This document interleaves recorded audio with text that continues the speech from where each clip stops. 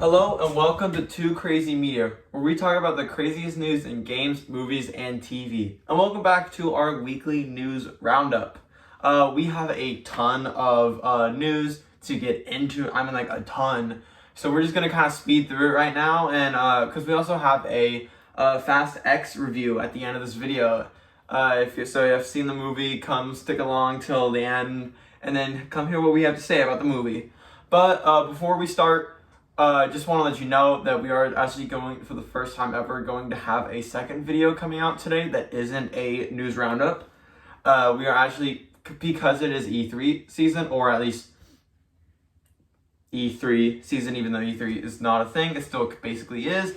And we actually have the PlayStation Showcase coming up this week on Wednesday, May 24th. And so to get ready, we are going to do a little predictions video. We both have 8 games that we believe might be showed off. Obviously not the obvious ones like Spider-Man 2 or Last of Us Factions that we know are most definitely going to be revealed, but more guesses that may or may not. But so we're gonna have a lot of fun with that video, and so stay tuned for later today. That video should be uploaded. But let's get into the news. And let's start with our first report, and that is the EU and China has approved the Microsoft Activision deal. This is coming from Rebecca Valentine over at IGN. China's state administration has approved Microsoft's attempted $69 billion acquisition of Activision Blizzard, joining a total of 37 regulators, including the EU and Japan. The news was surfaced today on Seeking Alpha via a deal reporter item, and has been since confirmed via a statement from a Microsoft spokesperson sent to IGN. China's unconditional clearance of our acquisition of Activision Blizzard follows clearance decisions from jurisdictions such as the European Union and Japan, bringing the total to 37 countries representing more than 2 billion people. The acquisition, combined with our recent commitments to the European Commission, will empower consumers worldwide to play more games on more devices. This news comes just a few days after the European Commission has approved the deal in the EU. The one opposing voice thus far remains the UK's Competition Markets and Markets Authority, or the CMA, which blocked the deal on the basis of its potential to let Microsoft monopolize a nascent cloud gaming market. Microsoft has stated its intent to appeal the UK's decision. The deal has yet to be approved in the US, where the Federal Trade Commission is preparing to sort out its ruling in court this August, and legal experts we spoke to are divided as to which was the decision will ultimately fall. Alright, so I'll start on this one. This is pretty big. You know, finally the EU and China has said yes. They have sort of, you know, they have approved of it, which is pretty good. It is a step closer to Xbox finally owning Activision Blizzard, and this finally being over. God, I feel like it's been years that we've just been hearing news about the whole Microsoft Activision Blizzard deal. And honestly, at this point, just go through. I mean, like, look, we're hearing so much about it, and just have it go through soon, just so we can finally stop hearing about this. It's just a lot. And, you know, now they just really have to worry about the CMA over in the UK, who did actually put out a statement the day the EU approved it, saying that we're not backing down from our decision. And then the FTC in America still has not approved it yet. And Xbox is going to go to court against both of them. And honestly, if I were to be a betting man, this one, I do think it is going to go through, and I do think they will be approved. I think Xbox is definitely going to fight tooth and nail against the CMA, and they will win, and probably then the FTC will probably cave in. Because honestly, I think we reported on this last week or 2 weeks ago about what the CMA said about this, about the whole cloud gaming. I think it's just a dumb explanation for it. I'm not going to say that they're like Sony has paid them or anything. No, I just think they've got I just think whoever did when they looked into it, they just, I don't know, they left out a couple details, but it's just not a good explanation for why they blocked it. Though, honestly, I hope the deal goes through. I think it could be good for both Microsoft and Activision. What do you think about this one? I hope it goes through because I think Blizzard needs this. Yeah. I think it'll help them as a company. So, I think it's gonna go through, but I hope it does because they need this, and I think it'll really support all their games that really do need support right now. Yeah, I agree. I hope it does go through, and I think it will. But on to the next report, and that is that Ubisoft plans to release a multitude of games before the end of the fiscal year. So this is coming from Samuel Tolbert over at Windows Central. Ubisoft's latest results indicate a turbulent past year, with the publisher pushing ahead to release numerous games in the near future. Ubisoft's full fiscal year 2023 to 2022 to 2023 year end results are here, with the company taking an operating loss of 500 million euros or $543 million for the year, a stark contrast to its 408 million euros operating profit in the prior year. Looking ahead, Ubisoft is bullish on its game launches, with plans to release 8 games before April 2023, including Assassin's Creed Mirage, Avatar: Frontiers of Pandora, Rainbow Six Mobile, Skull and Bones, The Crew Motorfest, The Division Resurgence, X-Defiant, and one more large game. So, end quote on that one. Alright, so I do think there's an error in this article. It says with plans to release 8 games before April 2023. I think they mean 8 games before April 2024, just to clear that up. But, because we've already gone past April 2023. But, yeah, no, this is pretty big news. Yeah, Ubisoft has kind of been not in a great place, I'd say, the past couple of years. You know, they haven't been putting out the best quality games, I'd say, and a lot of people have been kind of putting them on kind of record for saying, hey, what happened to you guys? Where are you guys at right now? And we didn't get that many games from them last year. I feel like in last year alone, we really only got Rainbow Six Extraction, and that's really all I can think of from Ubisoft. It wasn't too much, and they're coming off from a era that they had a couple years ago where they were trying to release a bunch of games as a service, games like Hyperscape that just ended up failing. So now they're back to the drawing board, and I think they're going back to finally releasing what they think players are going to enjoy more, and that's a mix of single player and multiplayer games, and not just live service games, but I think is smart. Going down the list of games, we have Assassin's Creed Mirage, which we know comes out either August or October, or sometime around then. This year, that's the new Assassin's Creed game. It's kind of like very much like the older Assassin's Creed game, not like the newer ones that have the giant open world and stuff. It's more like more stealth focused, smaller maps, more dense cities, like Assassin's Creed like that I'm actually very excited for, and I'm very intrigued to see if it's actually gonna live up to people's expectations. We have Avatar: Frontiers of Pandora, which is probably my most hyped game from them. I'm not a big Avatar fan, but I think this game is very intriguing. A first-person open-world Avatar game set in the Avatar universe. I know most people aren't a big fan of Ubisoft's sort of like open-world games and how they're the same, like, capture bases, like liberate bases and stuff like that. But honestly, I've never been a big like hater of it. I've always been into single player game. Like open world games more than anything else. And honestly, if it's a game that once I finish the story, I still have stuff to do, like roam around the world and do that, I'm happy. So I don't have a huge issue with it, to be honest with you. But I'm very excited for Avatar. I know PlayStation does have a marketing deal for that game, so we could see it at the PlayStation event, but I don't think so. I think this will be at the Ubisoft event next month. We also have Rainbow Six Mobile, which I'm not too excited for. I don't think you are either, but yeah, that's happening. Skull and Bones, a game that has been synonymous with tons of delays. This game was revealed in like 2017, I think, at E3, and we see it like almost every year. And it just gets delayed and delayed and delayed. And we saw it last year at E3, and it just did not look good. Like, it looked bad. No one is excited for this game. No one that I know, at least, is excited. And I think they should just honestly get the game out and just, oh well, no one's going to buy it. Or maybe they could put it on, like, I think it'd be smart if they put it on Game Pass. Or now that they have Ubisoft Plus, they just, yeah, something like that. Like Ubisoft Plus on Xbox, something like that.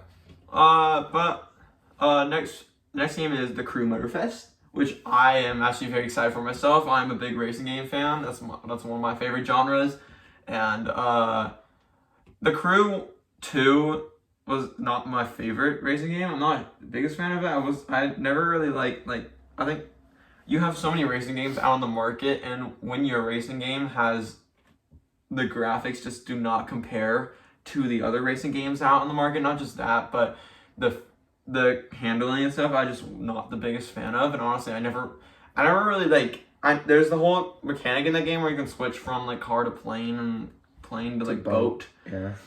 And I never really used that. I think most people just stuck with cars. Like that's what I did. I didn't really do that much boat and plane racing or something like that. I just really stuck with cars because honestly, in my opinion, it's just a racing game.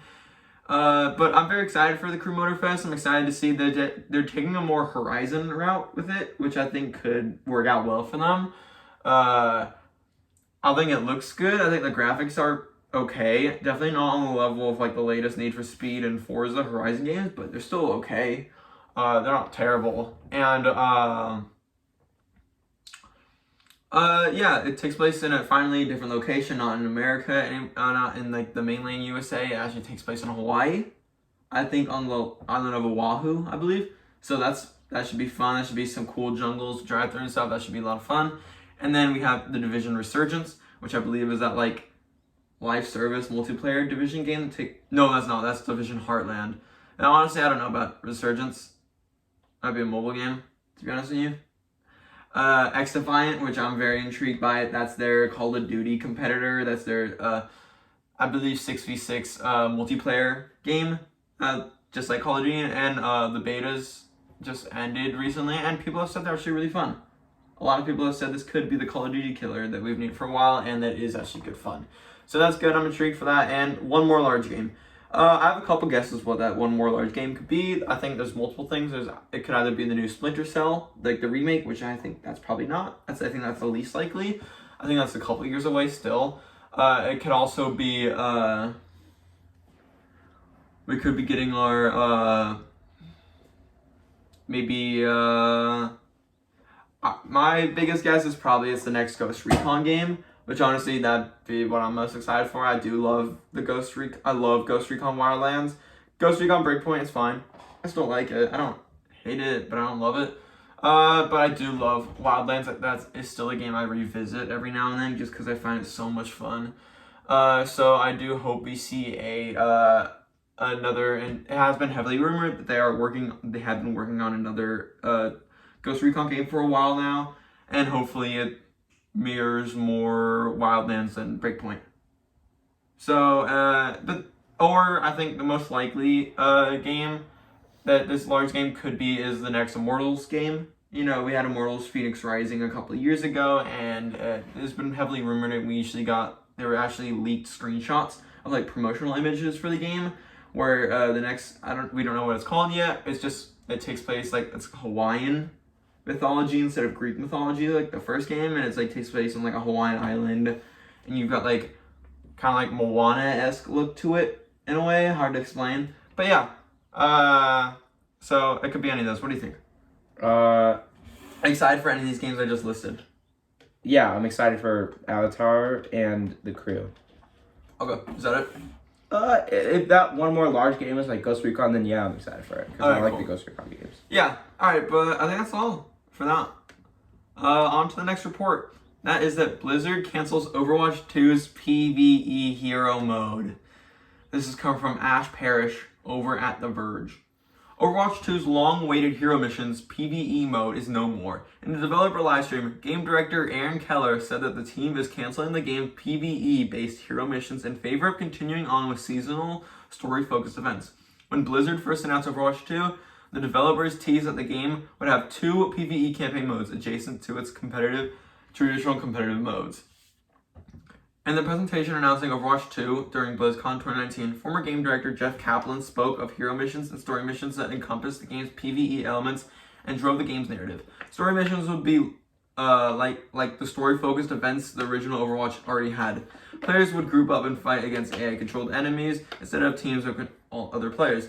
These kind of missions would either cover Overwatch 2's overall story the way Uprising, Retribution, and Storm Rising dug into events in original Overwatch, or be fantastical side stories outside Overwatch canon like the Halloween event, Junkenstein's Revenge. These story missions would also be seasonal, rotating out every few months. Hero missions, however, were presented as this always available, always replayable mode that featured talent trees that would grant different buffs to heroes, giving this part of the game more RPG-like qualities. You take this conversation. I don't play Overwatch 2. I don't like it. I think it's a dumb idea, and you take it. This is the worst thing that's happened in Overwatch's history. It's a very big problem. It's like this is like when Overwatch 2 was coming out, they remade the multiplayer, but it wasn't like, it was just kind of a big update to the multiplayer. There's a difference you can tell, but it still feels like Overwatch 1.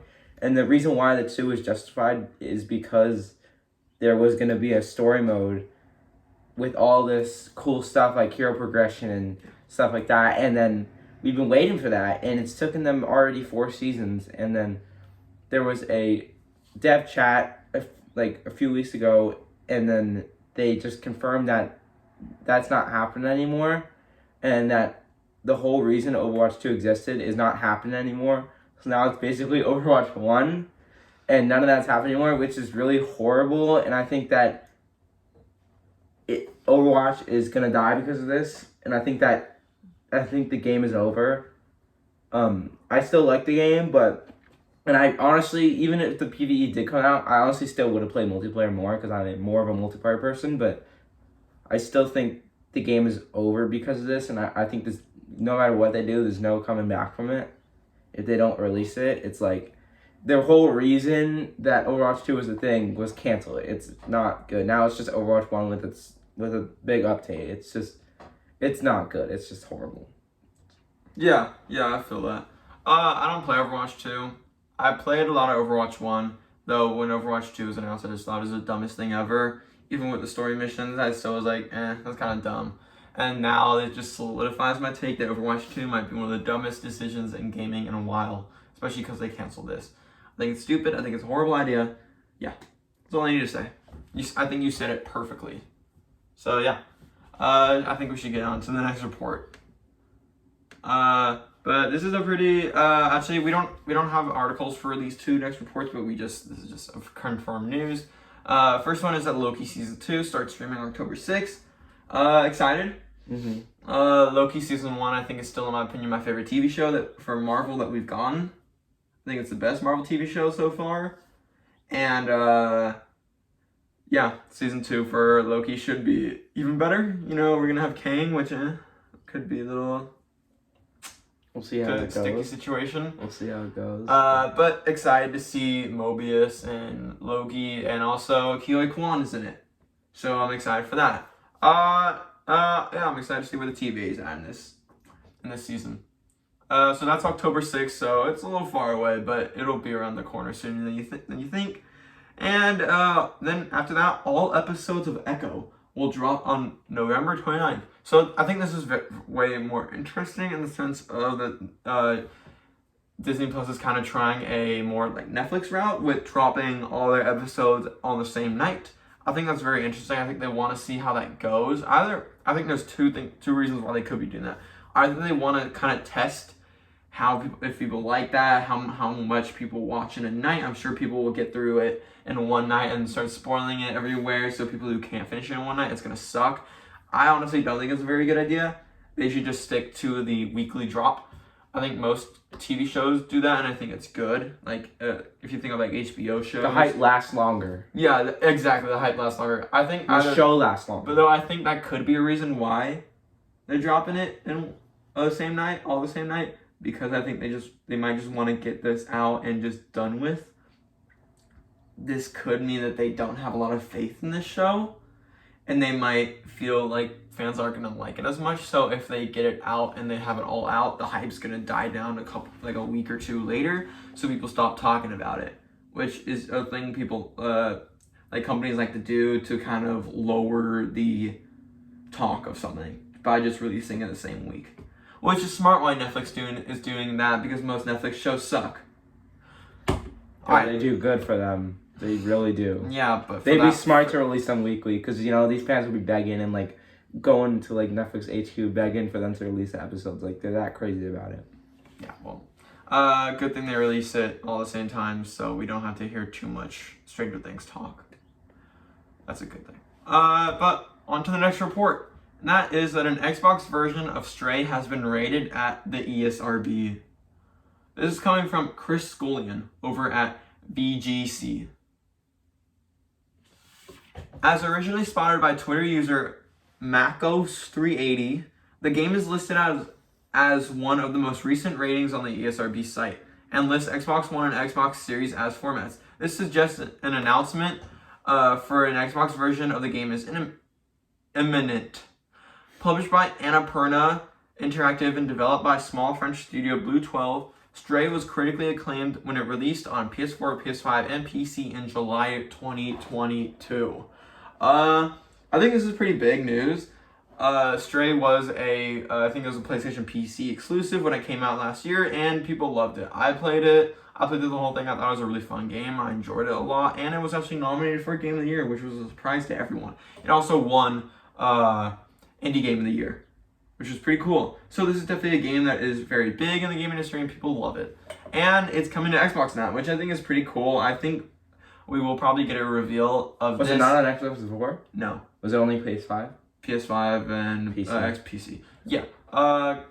But yeah, it should be coming to Xbox. I'm sure we'll get a reveal of this coming to Xbox on during their E3 event, during their showcase.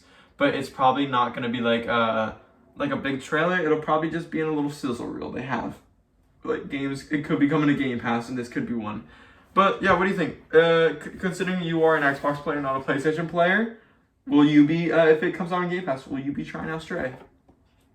I don't know. Not the biggest fan of story games like that. I think the game looks awesome. I think it's cute, but I could be getting it if I really don't have any games to play. That's how I might, but as of now, we'll see. Yeah, okay. Sounds great. Well, I think we should get on to the next report. And that is that the release window for GTA 6 could be from April 2024 to March 2025. Some GTA 6 news. This is coming from Ravi Sinha over at Gaming Bolt. Take-Two Interactive revealed its fourth quarter and fiscal year 2023 results, hitting a record high of $5.3 billion on net bookings. However, it seems the publisher has big plans for fiscal year 2025, which runs from April 1st, 2024 to March 31st, 2025.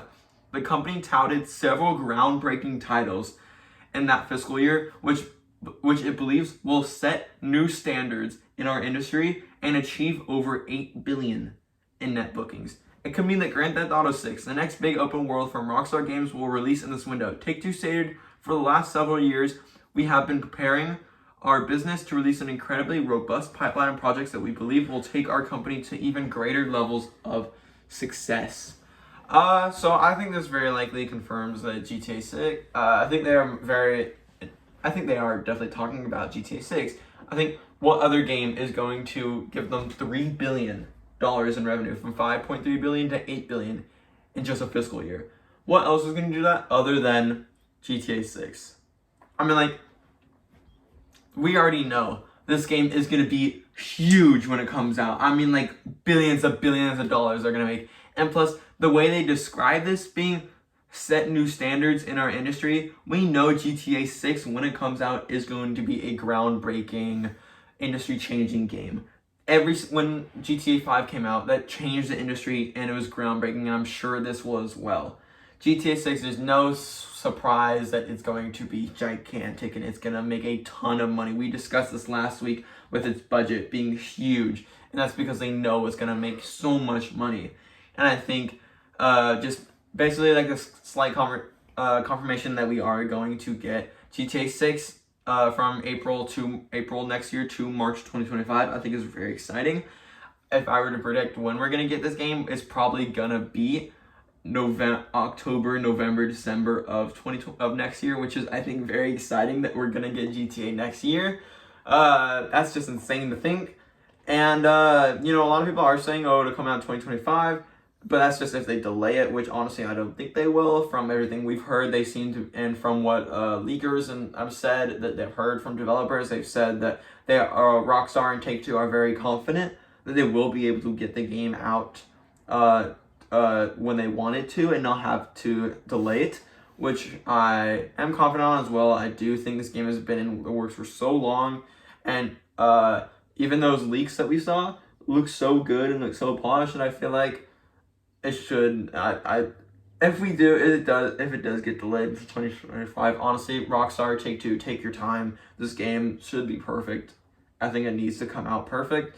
I think so many people are excited for this game where even Rockstar knows this game has to be perfect when it comes out, and so they're going to take as much time as they need to really perfect this game and make sure it doesn't release like a Cyberpunk, where it's just a total mess. So yeah, I'm very excited. What do you think about this? I mean, you said it all. There's not much else to say. Grand Theft Auto 6 is going to be one of the best games ever made, and I hope it comes as soon as possible, but if they need to take more time, that's perfectly fine, because I want it to be as good as it possibly can, so. Yeah. I agree. But yeah. Do you think we could get it next year, or do you think it's possibly late next year? 2025? Late next year. But it'd have to be super late next year, like December. Okay. Alright, sounds good. Well, on to the next report.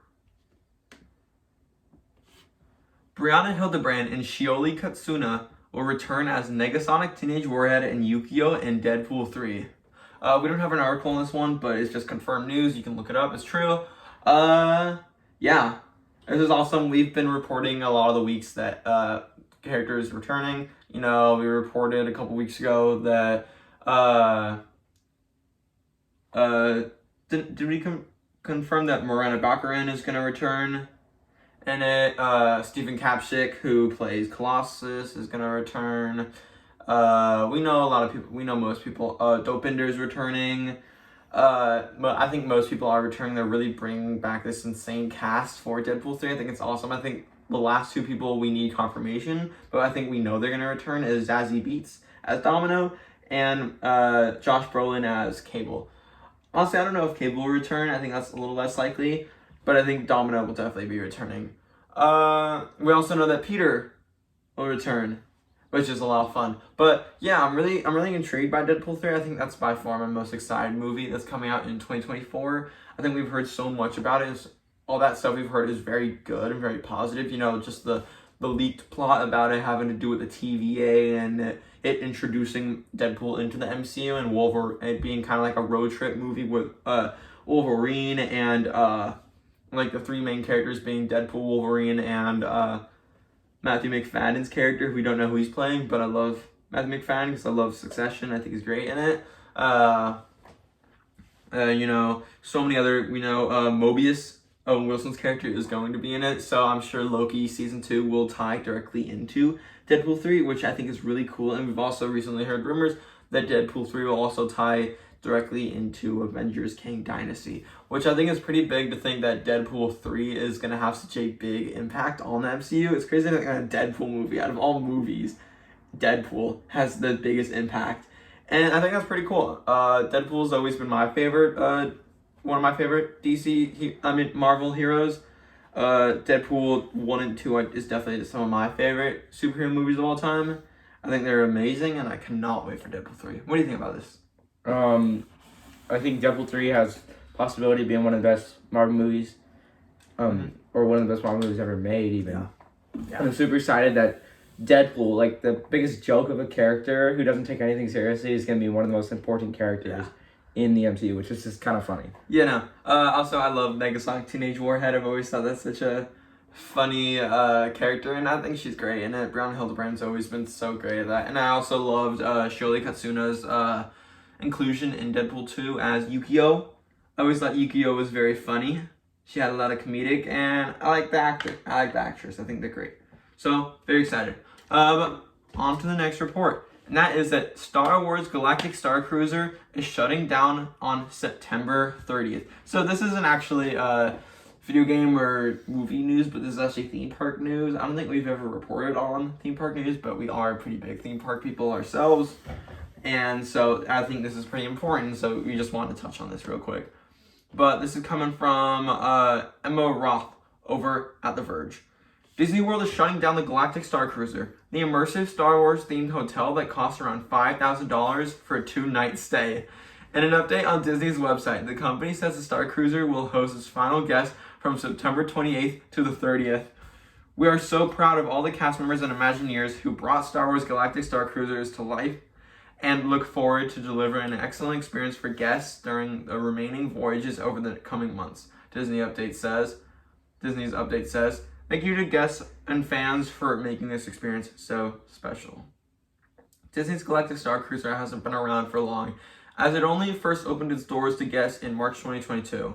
The lavish hotel is modeled after the Halcyon in Star Wars, featuring highly detailed decor, interactive events, themed dining, and live entertainment spanning a 2-night experience. But with a price of roughly $4,807 for 2 adults or $5,999 for 3 adults and 1 kid, Disney doesn't exactly make taking this stay very affordable.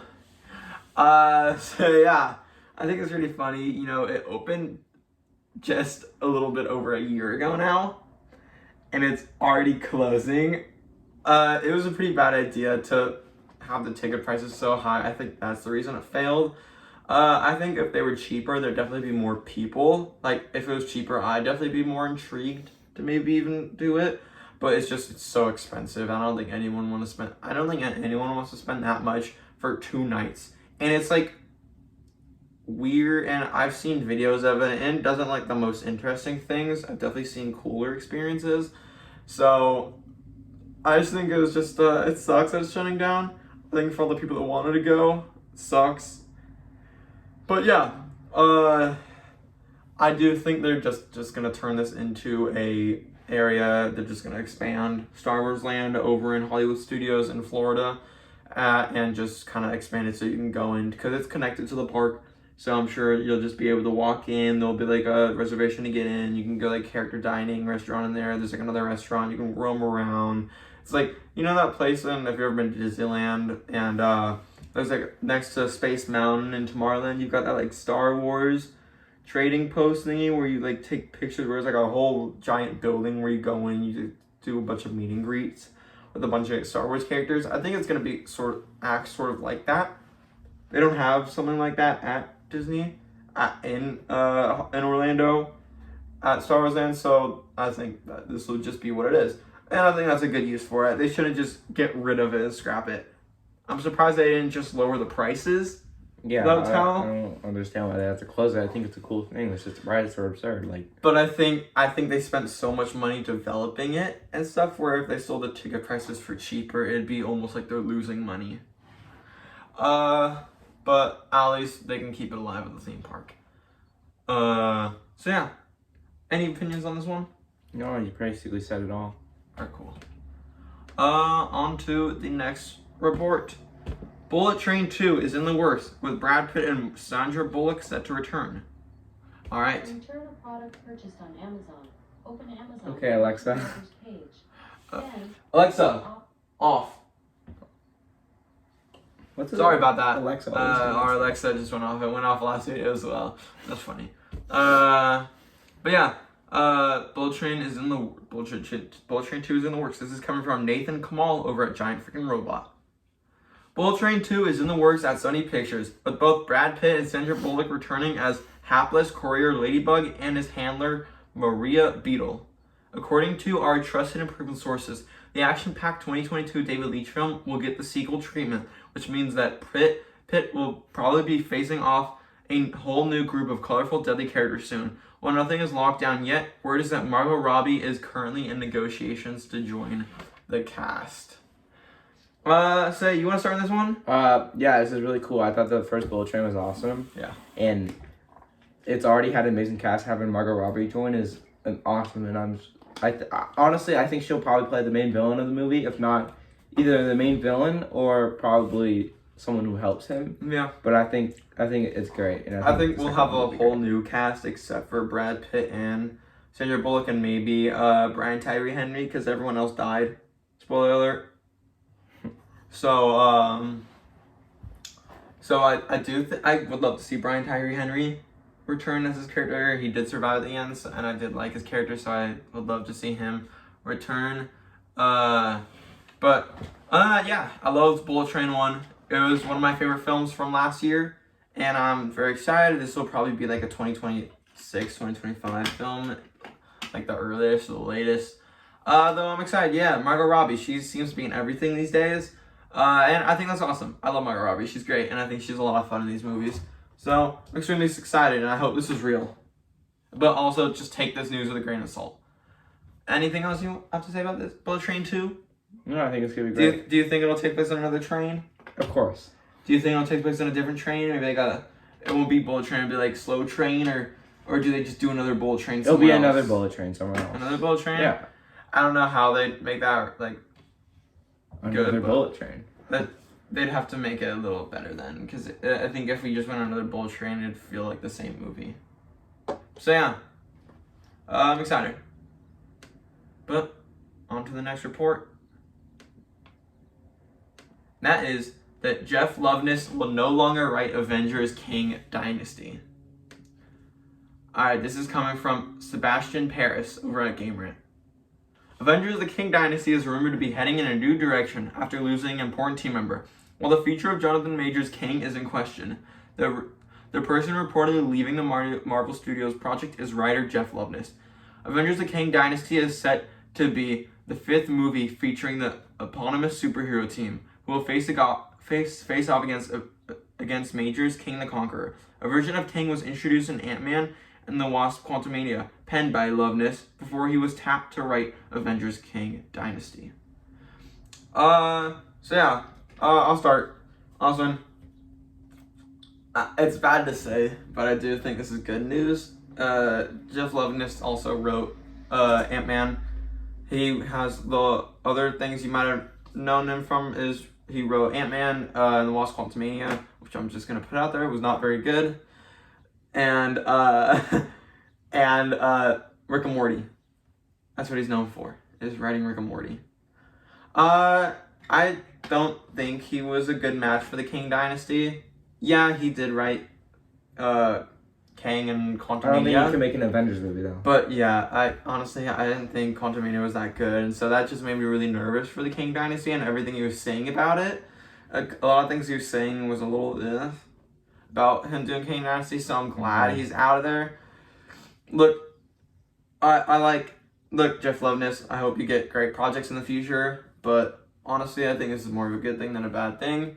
And I'm excited to see who they bring on to write Avengers. I think they should just bring on Stephen McFeely and the writers of Infinity War and Endgame, and also those are the same guys who wrote Winter Soldier and all 3 Event Cap movies and The Dark World, which I think they are the best writers that Marvel has, in my opinion, other than like Ryan Coogler, who I think could also do great at writing this movie. Though I'd love to see them, and I'd love to see. I wish the Russo brothers came back to direct this. I don't know if they want to. Who knows?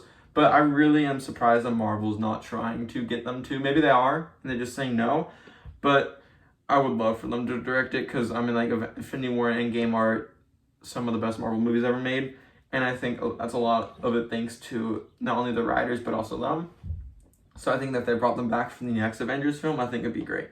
But any thoughts about this? No, I think, as bad as I say, as you said, it is good news. Maybe we can get another writer who can actually do an Avengers movie and make it the best it could possibly be. Yeah, I agree. But on to the second to last report, and that is that Supermassive Games is developing a new single-player interactive story game in the universe of Dead by Daylight. This is coming from Sal Romano over at Gamatsu. Behavior Interactive has announced new projects in the Dead by Daylight universe in development at Supermassive Games and its own subsidiary, Midwinter Entertainment. These projects will expand the Dead by Daylight mythology beyond the core game, offering players more ways to experience its world. Supermassive Games is developing a new single-player interactive story game that will offer an intensive narrative experience filled with powerful life or death choices set within the backdrop of Dead by Daylight. More information will be announced later in 2023. Midwinter Entertainment is developing a new multiplayer versus environment game that will tackle themes of greed and lust for power, with teams of up to 4 players taking on a strange new corner of the entity's realm. Why don't you start? Because I don't play Dead by Daylight, but you used to play it a lot. I think expanding the universe is a really good idea, because when you play Dead by Daylight, it's a fun game, but eventually when you play it so much, it gets a little repetitive. I think it's also a really cool universe with cool characters. So I think that making other games and expanding it is a really good idea, and I think it'd do really well. And I think a single player is like an amazing idea. I think it's what the game and what the universe needs. But the multiplayer game, I'm not sure about that, because it just sounds like the base game. Yeah. It really does sound like it could have just been an up to expansion. 4 players taking on a strange new corner of the entity's That's basically realm. the exact same thing. No, it's a player versus environment, not a player versus player game. I don't know what that means. Could that be like natural disaster survival on Roblox? Maybe, but I think that also it could have just been. I think they should have just made that either a game mode or a little expansion to the base game, and then made the single player game. But yeah, no, I don't think any of these two are intrigue me to the point where I want to get any of these two. I've never been a big Supermassive Games or Telltale Games fan. They are, both those studios make the more story driven, choose your own, choose the dialogue type of games. I've never been the biggest fan of those. I've always been more into being able to play the games and just do what they say, choose what they say and stuff. So I'm probably not really interested in either of these games, but I think it's cool that they're expanding Dead by Daylight. I find it interesting that the game has reached such a big market space and such a big point where they're actually putting on multiple different studios to develop multiple games in that universe. I think it's interesting, and yeah, I wish both Behavior, Supermassive, and Midwinter the best in developing their upcoming games. But yeah, excited for these? Do you think you're gonna get any of these? I think I'll definitely be getting the single player. Okay, because I think that sounds cool, but we'll see. We'll have to see for the multiplayer. Yeah, I agree. Cool. Well, final report, and then we'll get into the Fast X review, and that is that Combat Pack 1 has already been leaked for Mortal Kombat 1. This is coming from Tom Ivan over at VGC. Following its announcement on Thursday, Mortal Kombat 1 is now available to pre-order. As previously confirmed, two of the game's 3 editions include a combat pack offering early access to 6 new playable characters, among other features. The identities of these characters have now seemingly been revealed ahead of schedule by an Amazon Italy product listing. The DLC fighters will be Quan Chi, Omni-Man, Ermac, Takeda, Peacemaker, and Homelander. Prior to the game's official announcement, it was claimed that Peacemaker would be added as DLC and potentially Homelander too. Yeah. So this is pretty big. So Mortal Kombat, if you happen living under a rock and you don't know, Mortal Kombat 1 was finally revealed this week. We reported on all the rumors and the teaser trailers for it last week, but now it's finally out. We got the announcement trailer. It's just a cinematic trailer about Fire God Liu Kang, kind of talking about how he remade a whole universe, just like he did in the end of the last game. And we're kind of seeing the new.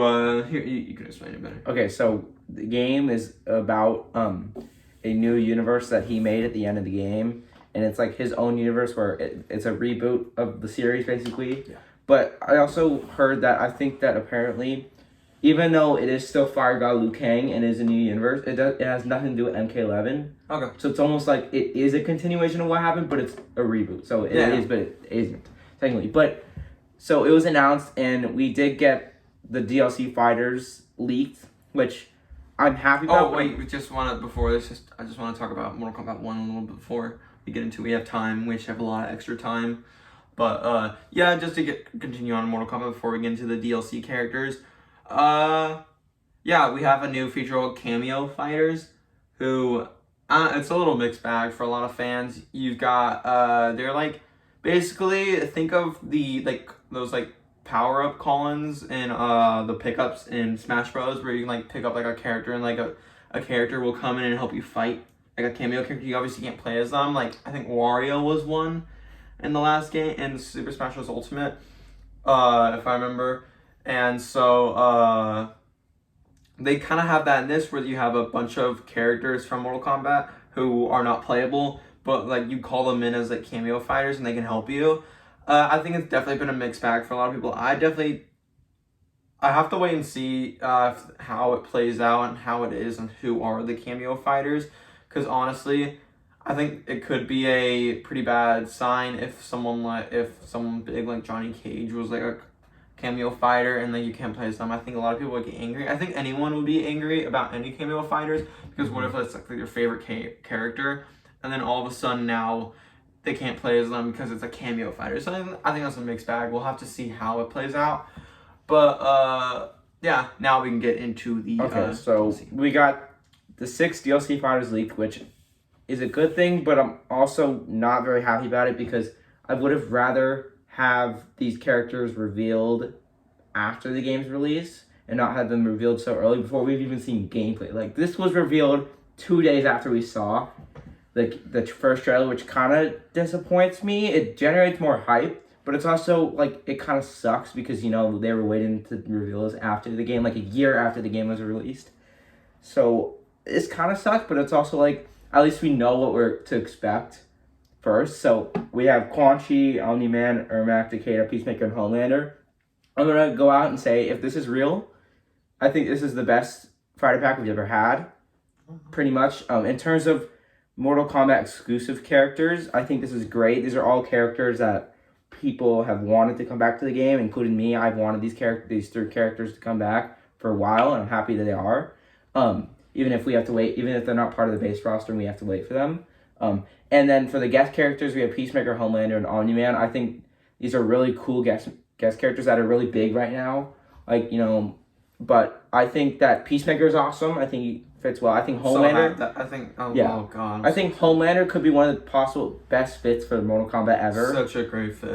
But the only thing I'm not sure about is Homelander Omni-Man. Now, I never watched Invincible, but I know that they have very similar movesets. They're both kind of Superman with capes and they can fly. So I don't know how they can make Omni-Man and Homelander different, but knowing how they do the DLC characters and characters in general, I have faith in NetherRealm, and I think they can make those characters completely different and have them have like completely unique and fun playstyles. Yeah, I agree. I think the actual characters from Mortal Kombat that are coming back, like Ermac, Quan Chi, and Takeda, doesn't excite me too much. I don't really know most of them. I got into Mortal Kombat during Mortal Kombat 11, and none of these characters were in that. So honestly, that doesn't excite me too much, but I think the guest characters definitely get me very excited. Omni-Man not so much because I've never seen Invincible, but I've seen like clips of it, and he seems like a pretty cool, like pretty scary character in that show. So I think he'd be a great fit. I think Peacemaker is definitely the one I'm most excited for, just because I do really love Peacemaker. I think he's one of my favorite characters in the DC right now. I love the show Peacemaker. I think it's so good. And I loved him in the Suicide Squad. And I also love John Cena. We'll talk about John Cena a little later in the show. But this episode. But, and I think Peacemaker is a really fun fit. I think his fatalities could be a lot of fun and a little goofy.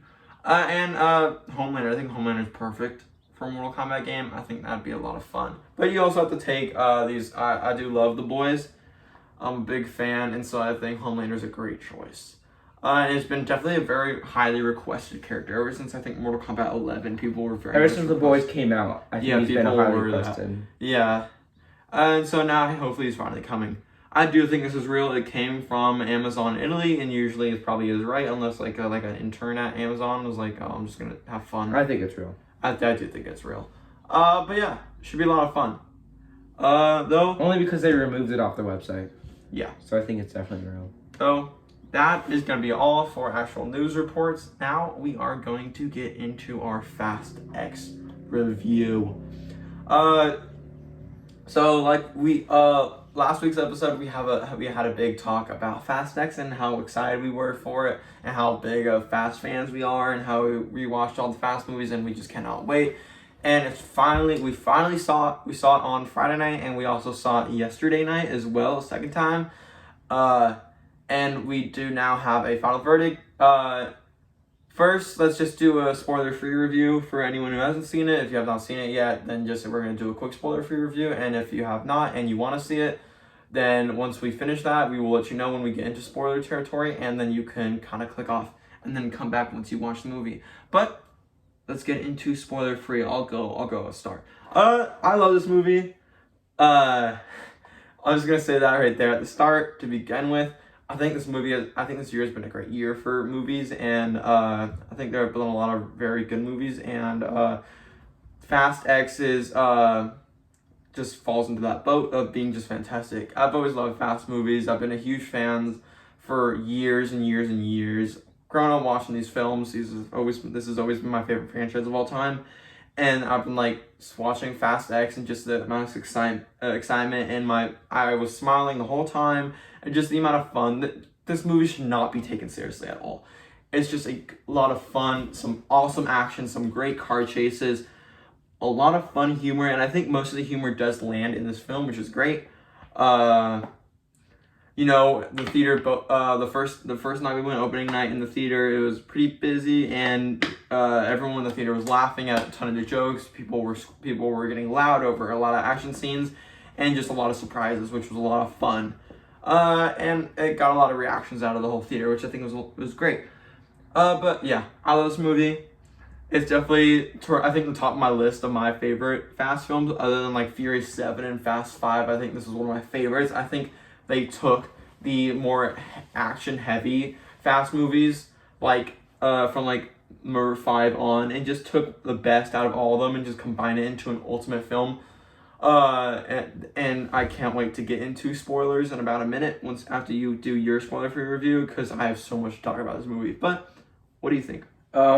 Well, you kind of said everything. I mean, like, you said everything I think I was going to say. Like, I agree with everything you said. It was an amazing movie. It was probably my favorite Fast and Furious movie. I had a lot of fun during it. I thought all the new characters they were introduced, all the characters in general were great. Yeah. Everyone had their time to shine in the movie. I thought the villain was amazing. We'll get into him. Yeah, we'll get into the villain soon. I just thought it was great. Amazing villain. What's your rate out of 10? I'd say a 9.5 or 10. I give it a 10. I give it a 10. I had a lot of fun. I know it's a good movie when I'm smiling the whole time. I'm like, God, I need to see this again. It's so good, and I love it. I came out of the movie and I just didn't want to stop talking about it. It was amazing. So yeah, but now we're going to get into the spoiler territory. We're going to start really digging down into the movie, into the spoilers, talking about what happened. So if you have seen it, then come stay along with us. But if you haven't and you want to go see it and you don't want to get anything spoiled, then do click off the video and come back. But let's get into spoilers. First, like you brought it up, let's talk about the villain. Dante Reyes, who is the son of Hernan Reyes, who is the villain of Fast 5. This movie has a lot of similarities and tiebacks to Fast 5. The whole opening of the movie is, the Bank Falls Heights scene from Fast 5 from the perspective of the bad guys, of Dante and Hernan Reyes, which I think is very interesting. We get to see kind of what their perspective, what their POV was like when the Volkots get stolen. Yeah, I think Dante is my favorite villain of the Fast franchise that we've had, and I think most people would agree he is someone who is pretty evil. He is not coming. I think you see most villains in the Fast fam and the Fast universe kind of become a good guy towards the end. A lot of the recent ones have, but he is not. He is one person that is not going to be joining the barbecue. I mean, like, he's pretty bad. He's definitely their most dangerous villain they have faced yet. And I think he's great. I think Jason Momoa has so much fun with this role. I think this is his best role yet, in my opinion. And he just really takes this role to the max. Would you agree? Yeah, he has a lot of fun with this role. Yeah, he's got a great fun. His lines are just goofy. He's got his line, I'm Dante Ashante. He's just got he's constantly like calling them bumholes and poopy heads and stuff. And it's a little kiddie, but I do think it just fits with his sort of psychopathic, almost Joker-like tendencies, and I think he's a lot of fun in this film. What else should we get into? Should we get into the cliffhanger ending? This movie has a massive cliffhanger ending. That is that at the end, the ending is that, Dom is finally, they reach the dam and they are surrounded by two giant semi-hauler trucks, semi-trucks on both sides. Dante is there and he's about to drive both of those trucks into them.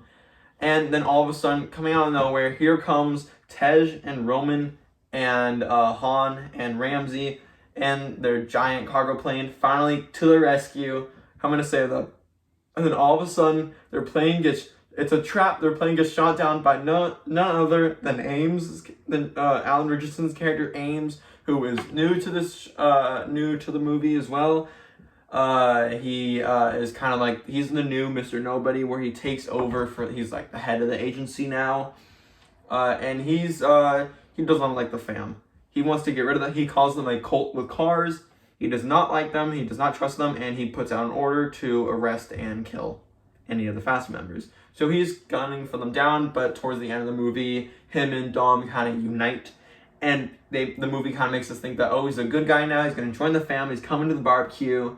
He's going to help them take down, because, on the bridge scene later in the movie, Dante does have, he's one that, Ames is one of the people that is sniped.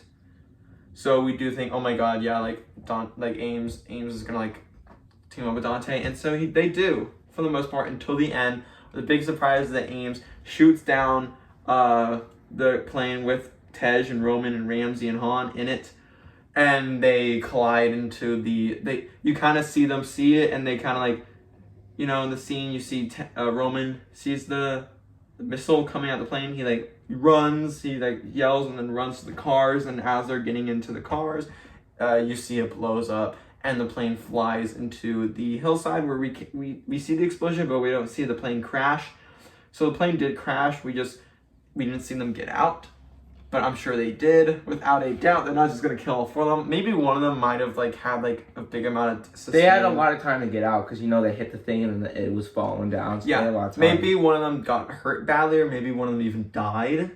One of those four, I don't think any of them did. I think they all returned. I think they all got out. You can see literally on the cars. We'll get into that in a second, but that's one of the big cliffhanger. That's one of the big ending moments for those characters. And you have then all of a sudden, so Dom drives off the dam as it explodes when the trucks collide into each other. Drives down the dam, activates the nitrous. Super cool. One of my favorite things about Fast is when they do in the older movies is when they kind of show the inside of the car and the nitrous going through the inside of the car, going through the engine and stuff. And when it finally comes out the back, and they haven't had that in a couple movies now, and they finally include out at the end. And there's so much hype. I was like, oh my god, this is amazing at the end. I love that. And they finally get out. The car plunges in the water. They get out at time, and all of a sudden Dante's like, you guys are finished. I'm gonna kill you guys now. And all of a sudden he arms a bunch of bombs on the dam, and right before they blow up, it goes to fades to black. So that's a cliffhanger there. And then we see the whole movie, Letty in the Rome car chase whole scene with the bomb. Letty is arrested and is brought to a CIA black site, and is she has to team up with Cypher to escape. And when they do escape, they find out they are in Antarctica. And at the end of the movie, after it fades to black, when the dam blows up, you see Letty and Cypher are walking through Antarctica when they all of a sudden a nuclear submarine comes out from under the ice, and Giselle Yashar, who played by Gal Gadot, comes out of it, who died in Fast 6 after falling on a runway going really fast during the plane scene at the end of the movie. So we thought she's dead, but obviously no one really dies in the Fast films. So she's back, she's in the plane. It seems like she's been working with Cypher, and that's when it ends. So let's just get into it. With the whole Roman and Tej and Ramsey, I do think they get out. We can see that there are parachutes on the two cars. There are two cars in that cargo plane, and there are actually parachutes in both. In the scene when Tej makes it up with Roman and they finally become friends again, they kind of make up their anger and stuff. you can see Tej is putting a parachute on the car. So there are parachutes. They probably do get out of the car, get out of the plane in time in the cars, and they probably parachute just like in Fast 7. And so they probably get out, and Dom, honestly, no clue how he gets saved by it, because like if it blows up, not only is the explosion gonna get to them, but the water from the dam is then gonna drown them. So who knows how they get out. There are multiple theories. Either Tej and Roman and Ramsey and Han could come in their cars and rescue them, and they get picked up and they drive away and they escape the water, and there's a huge tidal wave. And the cool scene in the next movie where they're driving away from like a tidal wave of water. We could, or maybe probably not, but maybe Brie Larson, the two of the newer characters that showed up that made their debut in the franchise, Brie Larson's Tess and Daniela Melchior's Isabel, could maybe show up and rescue them. Last moment we saw them in the movie was on the bridge towards the end of the movie when Tess was shot in the shoulder by a sniper and she was badly hurt. And so Dom told Isabel to help save Tess and bring her to a hospital. So they left and they're done for the rest of the movie. But I'm sure they will be back. I loved both of those characters. Tess was great, and honestly, Isabel might have been my favorite character other than the villain of the movie. I thought she was great. And plus the surprise that she is Elena's sister and Dom's sister-in-law. I think is very cool. So she is blood related now. Well, not really, but basically blood related to the family. So we are definitely going to see both of them at the barbecue, and also Tess is Mr. Nobody's daughter. So yeah, so maybe they could return and save Dom or Brian, not little Brian who's with Dom at that moment, but big Brian, Paul Walker. He could come back. I do think he's gonna return in Fast 11. And he could go back to save them. And also about Giselle returning in the sub. I think it's interesting that she's returning. Not surprised though in any way. I think she's working with Cypher, and I think they're both working with Mr. Nobody. I think Mr. Nobody has been in hiding. He's been missing. And I think there's a big reason for that. I don't think he's been hiding from Dante. We both have a big theory that we're at the end of the next one, because we're getting a trilogy. We're getting 2 more Fast films that's going to finish it off. And I believe that at the end of the last film, at the end of next film, Fast 11, we're going to get a big reveal that there's actually a even bigger villain running the whole show. And that's, or like an even bigger character running everything. And that is who Mr. Nobody is hiding from. And that is who is also running the agency. Yeah, we think right now Ames is running the agency, but why would the leader of the agency have to get authorization from a bunch of the scene where he gets authorization to hunt down Dom and the family? He gets authorization from a bunch of people, like you can't see their faces.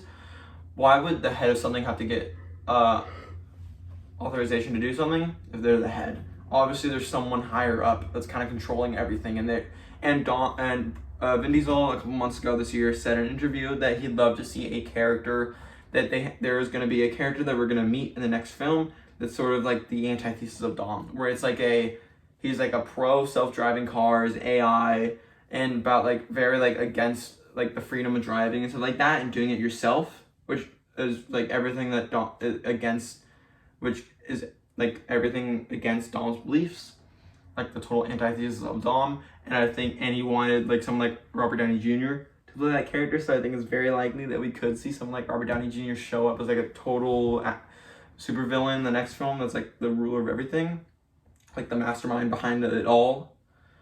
And I think the scene where Dom kind of like at the beginning of the movie where Dom's in his house after he tucks in Little B to bed, and he goes and all of a sudden he hears a dog barking outside the window, and he looks out the window and there's nothing really, but you can see kind of there's a car in a driveway kind of looking, because you can see like a rearview mirror kind of just staring at him, like a black car blacked out. Someone obviously is in that car watching. It could be Dante, or I think it actually is it could be Dante because Dante is in LA at that time, or it seems like a more modern futuristic car. I think it could be Robert Downey Jr.'s character, and they're kind of teasing that.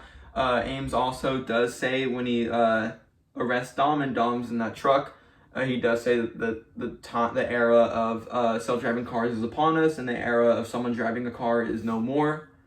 Is another tease that you have this more tech villain showing up, and that's not Cypher.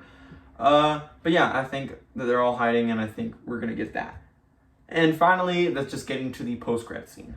Post-credit scene, we see a bunch of like armed men, spec ops dudes going through a like abandoned movie theater or something like that.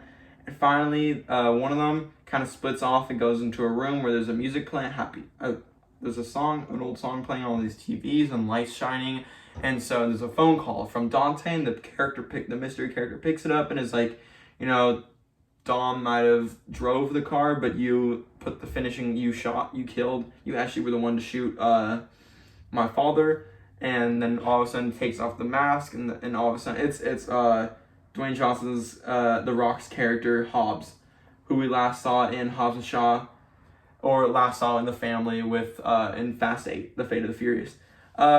There was a bunch of drama with him, which is why he didn't return in Fast 9 and this movie.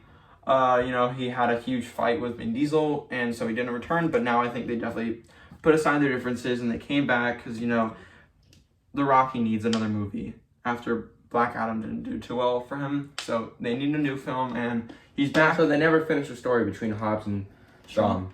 Hobbs and Dom. Yeah. And everyone. So I think he will definitely be back in the next film, and I think it'll be cool to see him and Shaw reunite and team up. So yeah, that's all we have for today's video. Any last thoughts? No, I think you said everything that had to do with the plot. So we are over this video, but definitely if you enjoyed, please go like and subscribe and comment down below. And also later today, stay tuned because we will have another video coming out with our PlayStation Showcase predictions.